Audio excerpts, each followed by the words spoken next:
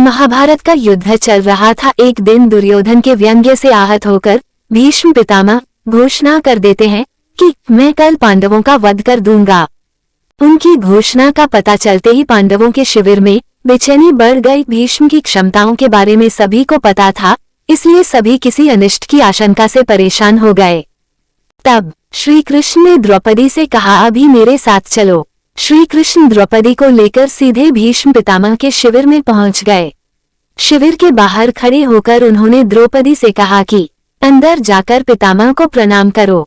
द्रौपदी ने अंदर जाकर पितामह भीष्म को प्रणाम किया तो उन्होंने अखंड सौभाग्यवती भाव का आशीर्वाद दे दिया।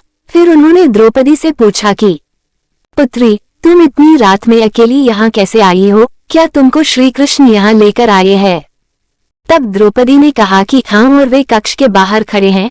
तब भीष्म भी कक्ष के बाहर आ गए और दोनों ने एक दूसरे से प्रणाम किया।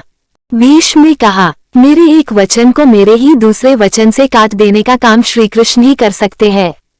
शिविर से वापस लौटते समय श्री कृष्ण ने द्रौपदी से कहा कि तुम्हारे एक बार जाकर पितामह को प्रणाम करने से तुम्हारे पतियों को जीवनदान मिल गया है। अगर तुम प्रतिदिन भीष्म, धृतराष्ट्र, द्रोणाचार्य आदि को प्रणाम करती होती और दुर्योधन, दुशासन आदि की पत्नियां भी पांडवों को प्रणाम करती होती तो शायद इस युद्ध की नौबत ही न आती।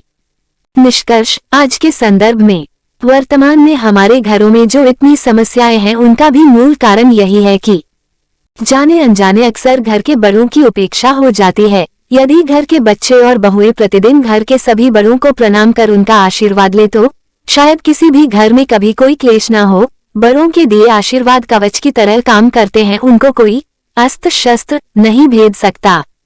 निवेदन, सभी इस संस्कृति को सुनिश्चित कर नियमबद्ध करे तो घर स्वर्ग बन जाए। क्योंकि प्रणाम प्रेम है, प्रणाम अनुशासन है, प्रणाम शीतलता है, प्रणाम आदर सिखाता है, प्रणाम से सुविचार आते हैं, प्रणाम झुकना सिखाता है, प्रणाम क्रोध मिटाता है, प्रणाम आंसू धो देता है, प्रणाम अहंकार मिटाता है, प्रणाम हमारी संस्कृति है।